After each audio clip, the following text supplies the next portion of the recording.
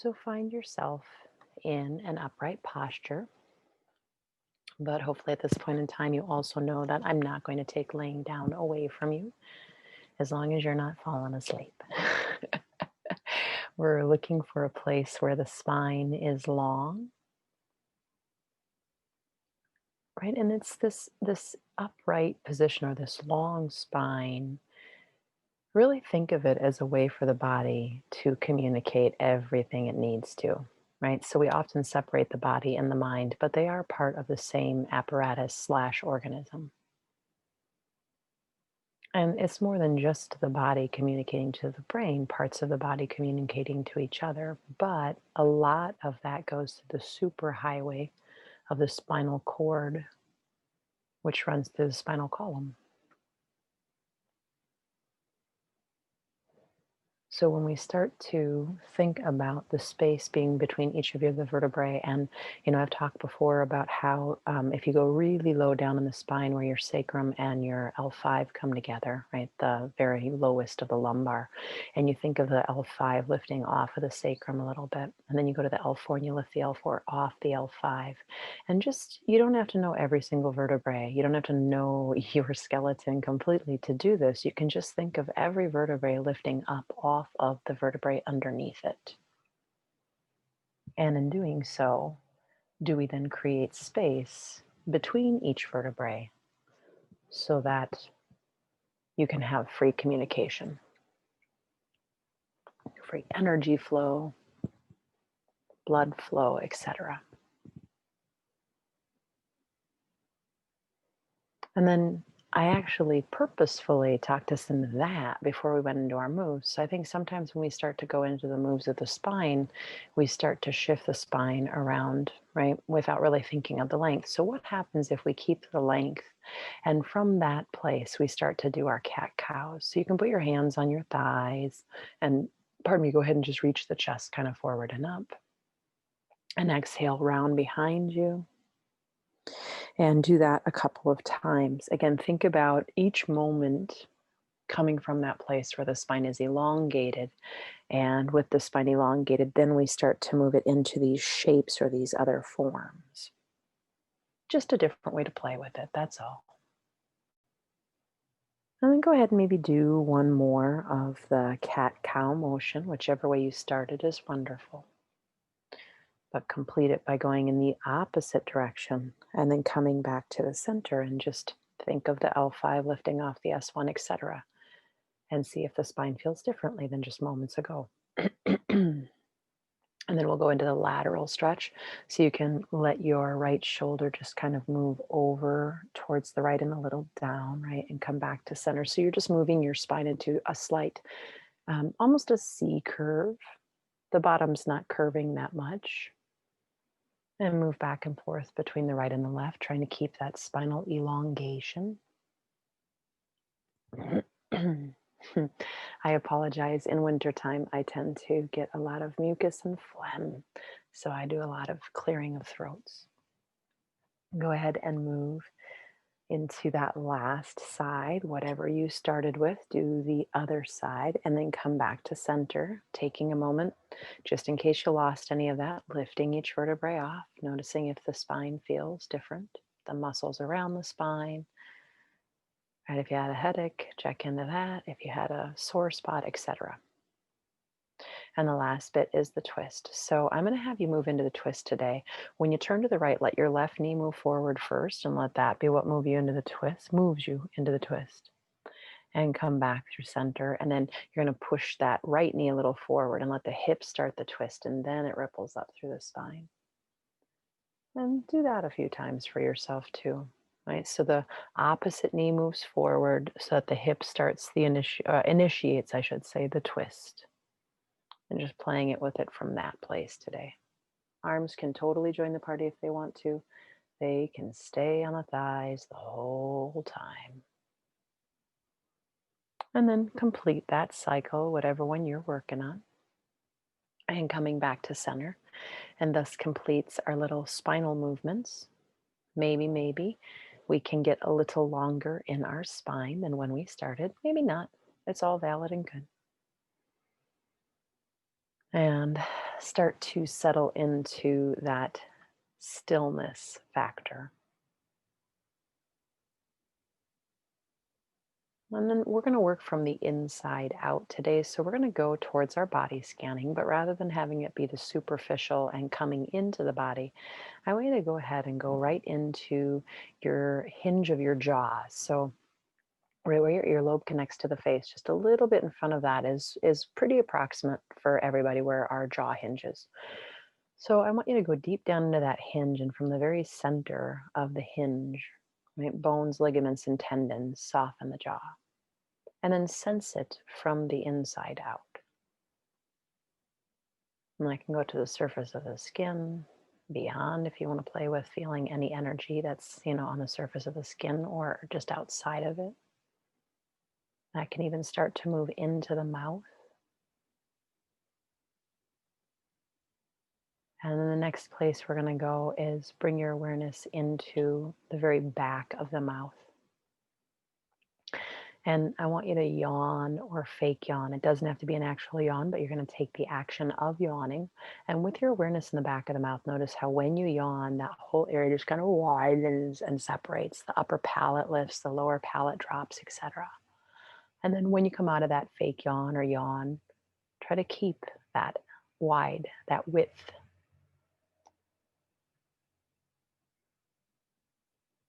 And sense anything else in the back of the mouth. The tongue is back there, right? We start to lead down into the esophagus, etc. Moving up is the sinuses, the navel cavity. The next place we're going to go is into the shoulders. And from the very center of the shoulders, where the ball and the socket come together, sense your shoulders from the inside out.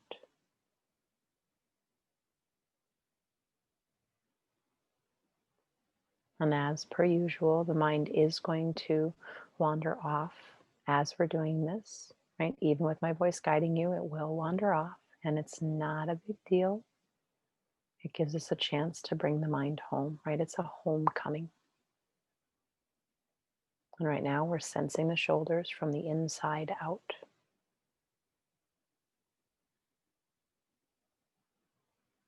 And then bring your awareness into your hands and start in the bones. And start to sense out towards the skin, and that can be on all sides, front, back, and sides.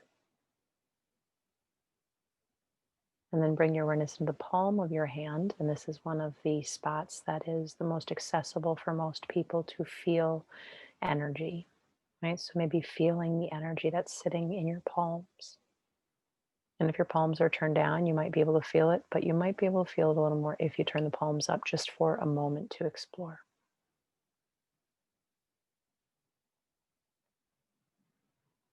And feel free to turn your palms back down as we move into the hips. And this time, bring your awareness right into the center of the hips and sense the hips from the inside out.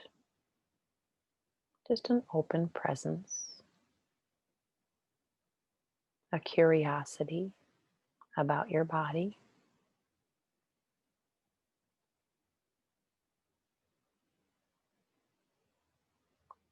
And then we're going to go down into the feet and sense your feet from the inside out, again starting down in the marrow of the bone.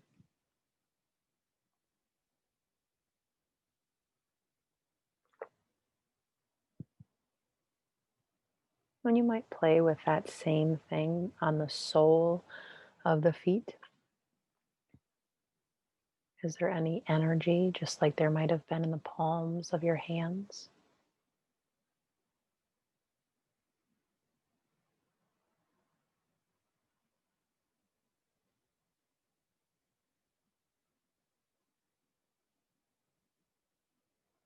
And the last place we're going to stop with this sensing from the inside out is the heart. So come on up to your heart center and go deep into the center of the body there. And sensing that heart center from the inside out. And that's the heart, but it's also the lungs, right? Anything else that's in that area of the body.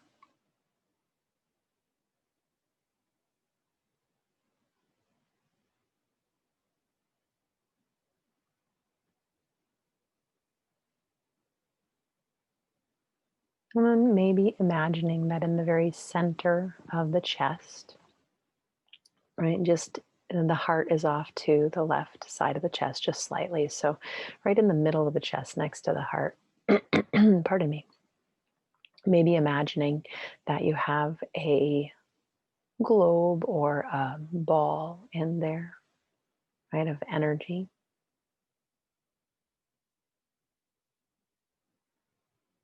And the color of this center, this energy center, aka chakra, that's what it translates to, right? Wheel of energy, is green.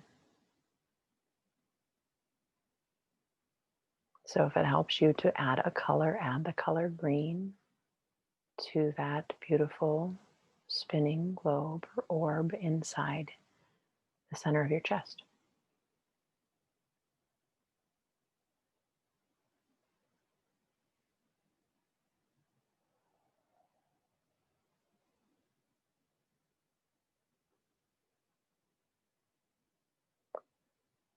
And this is the center of love and compassion, empathy, forgiveness, acceptance, right? We did a forgiveness meditation when last we were together. We're not going to go into the forgiveness meditation, but just rather thinking about the qualities of this center. And instead, we're going to play with this idea of love, right? So we're often looking for love from other places, external sources, we'll call it, usually other humans, but we want it from our pets and these other places.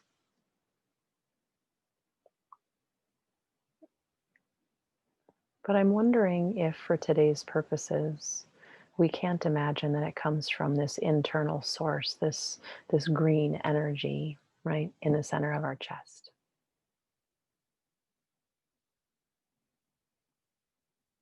And so it's there for us all the time. It's not something we have to go out and search for.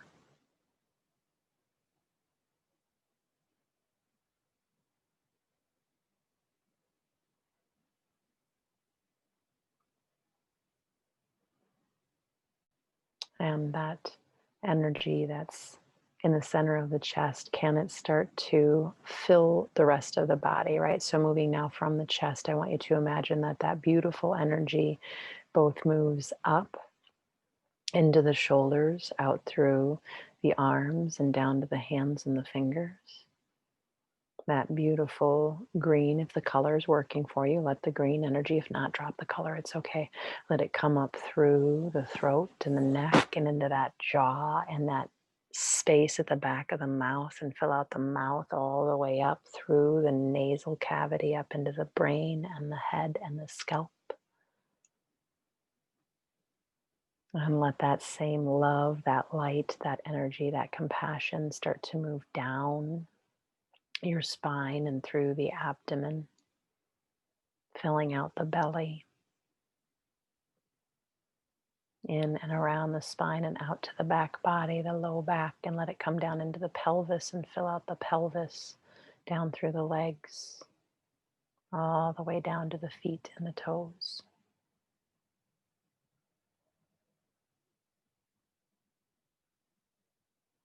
And if we're thinking about getting love from an external source, let it be that it's surrounding us on all sides, whether you work with uh, a named source, right?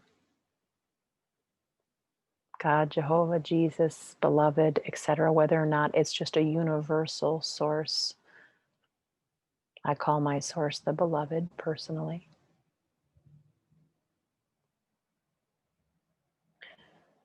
And so imagine that it is surrounding us and it is all around us. And it doesn't have to be a particular human or pet or being that gives it to us, but rather this universal source of love is also, pardon me, coming in and surrounding us from the outside of our body, surrounding all sides of the body, coming up from the earth to our feet and our legs, right? Coming into our back body, our fronts, our side, and coming down from above. And if it helps you to imagine that as a color, you can imagine that being the color green. If there's another color coming to you, use it.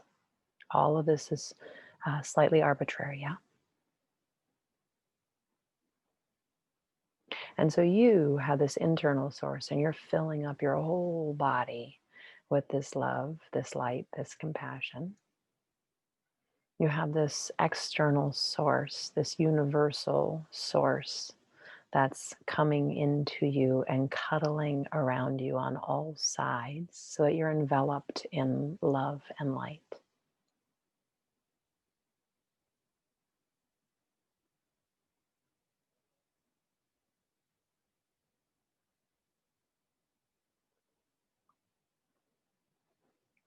And maybe the love within you gets so strong, right? That energy, that green energy starts to move even outside of your body.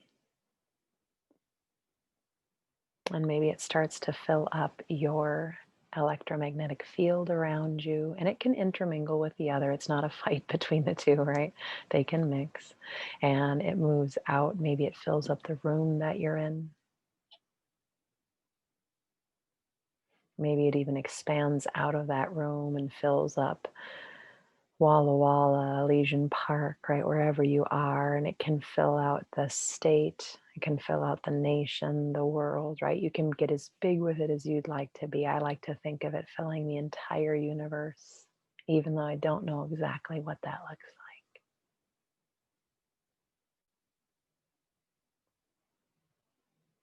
But we are part of that universal source of love, right? So, what if we fill out into that and we fill the whole universe with our love?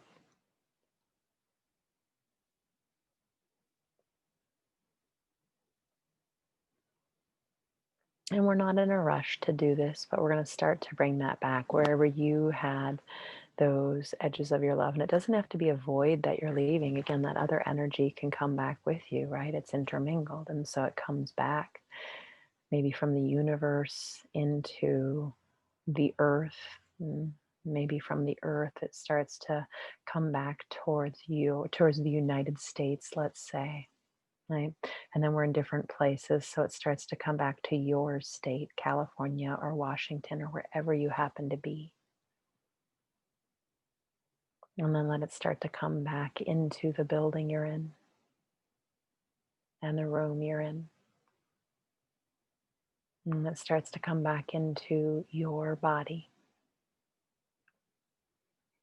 And let it start to come up from the toes and from the crown of the head. And it starts to condense down back into that original place we started with that beautiful energy, right? Maybe you're working with that green orb in the body.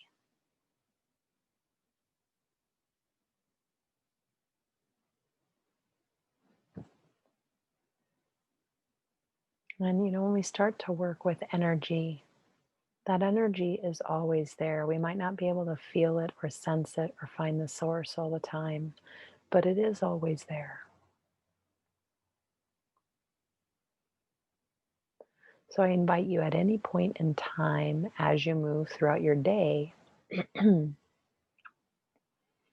to come back to that heart center. Feel free to put your hand on it at any point in time if that just brings you back to it. Right? And know that that universal source of love is in you and that you don't have to get it from the people around you. It's nice, yeah, sure, it's nice, but you don't need to get it from external sources of other beings, right? It's part of the flow and it's happening around us, and we can get it at any point in time from the universal source. And of course, that is also the same source that is right inside our heart center.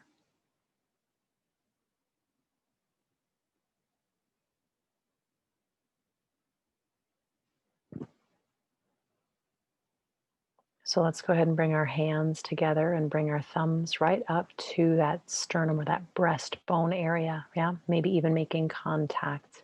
Maybe the thumbs can just ever so lightly lift the chest. And that's not a major thing, that's a tiny, teensy, right? Take an inhale into the beautiful space in the lungs. Exhale and bow your head gently towards the chest. And just feeling that source of love one more time. and it can fill you in a hot second. It's faster than a cheetah. You can send it out to others and pull it back in, right? It always refills. You don't have to worry about being empty.